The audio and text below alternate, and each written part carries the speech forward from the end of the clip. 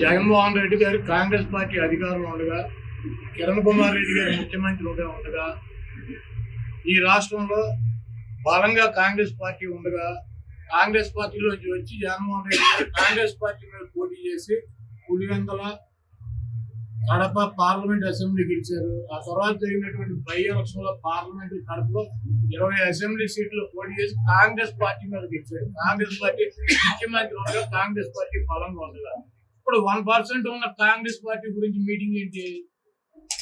జగన్మోహన్ రెడ్డి గారు గెలిచింది ఎవరి మీద? కడపలో ఎవరి మీద గెలిచాడు? కాంగ్రెస్ పార్టీ మీద గెలిస్తే తెలుగుదేశానికి డిపాజిట్ పోయింది. అప్పుడు ఏమైంది కాంగ్రెస్ ఓటు?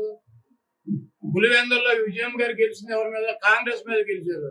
ఎవరి మీద గెలిచింది? వివేకానంద రెడ్డి గారి మీద గెలిచింది. వైఎస్ వివేకానంద రెడ్డి గారి మీద. తెలుగుదేశానికి డిపాజిట్ పోయింది. కాంగ్రెస్ ఓటు వచ్చిందా మాకు?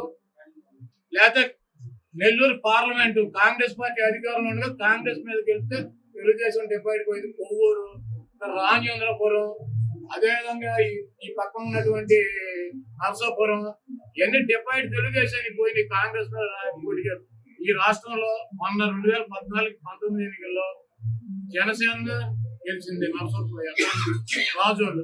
3వ ప్లేస్ ఎవడు? టీడీపీ.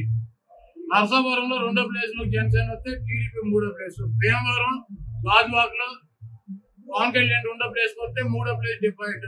ఈ రాష్ట్రంలో ఏ పార్టీ పుట్టినా, అది కాంగ్రెస్ కావచ్చు, బీజేపీ కావచ్చు, జనసేన కావచ్చు, ఏ పార్టీ అయినా బలంగా ఫైట్ ఇస్తే 3వ ప్లేస్ లోకి వెళ్ళే ముష్టిగాడు చంద్రబాబు.